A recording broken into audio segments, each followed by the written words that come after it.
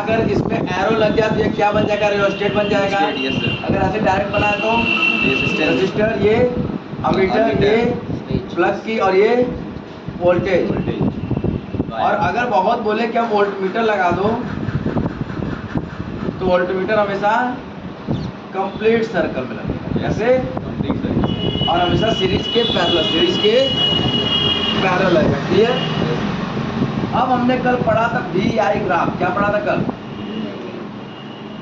VI graph में हमने पढ़ा था कि V ऑन I। इसके ग्राफ में हमने पढ़ा था कि इसका जो भी ग्राफ बनता है हमेशा स्ट्रेट बनता है। तो ये तो हो गया हमारा R1। हम दूसरी बैटरी डाल दी तो हो सकता है ये बन गया R2। अब इसमें R1 बड़ा है कि R2 बड़ा है? किसका रेसिस्टेंट ज्यादा है? R1 वाले का कि R2 वाले का?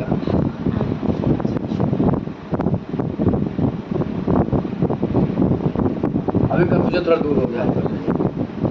अभी किसका बड़ा है? R1। कैसे R1 का बड़ा है? बताओ, इसे बताओ। ऊपर ज़्यादा जा रहा है तो उसमें ज़्यादा वोल्टेज। अच्छा ठीक है, वो ज़्यादा ऊपर जा रहा है। अब शायद कंफ्यूजन दूर हो गया होगा।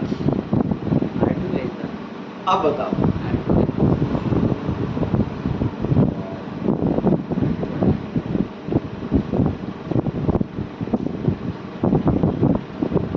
अब शायद दूर हो गया होगा। अभी बताओ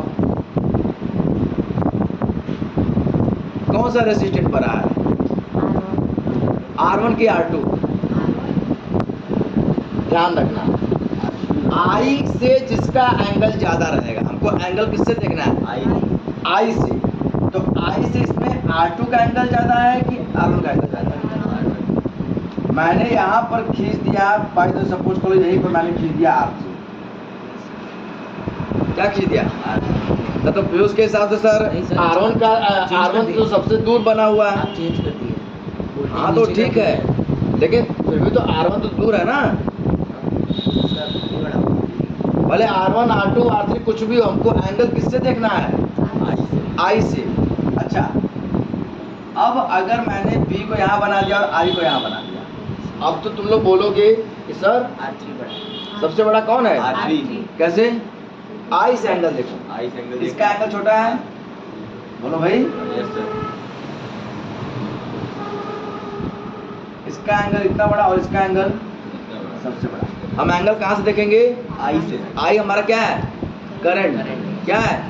करंट। तो I और B में हम देखेंगे I से जिसका एंगल बड़ा है वो रेजिस्टेंस सबसे ज्यादा होगा। क्लियर हुआ? और हो तो हमको 4-5 लाइन दे दे खींच करके पूरा ऐसे दे, ये रेजिस्टेंट है, ये रेजिस्टेंट है, ये रेजिस्टेंट है। लेकिन हम किसको देखेंगे?